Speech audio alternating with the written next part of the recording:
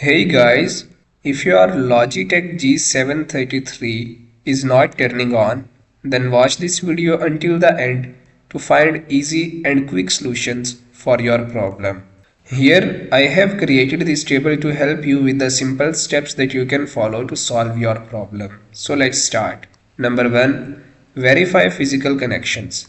Make sure the USB wireless receiver is securely connected to a working USB port on your PC. Confirm that the headset is powered on and properly connected. Charge the headset. Connect the headset to a power source using the provided USB cable.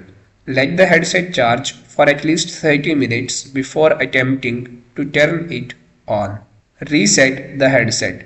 Locate the reset button on the left ear cup.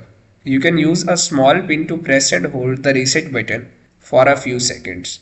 It will clear any temporary glitches or software issues that can prevent your headset from turning on. Test with another device. Connect the headset to a different PC or device to see if the issue is specific to your original PC. If still the problem persists, then you must seek professional assistance by contacting Logitech support for further assistance. That's it guys. Thank you.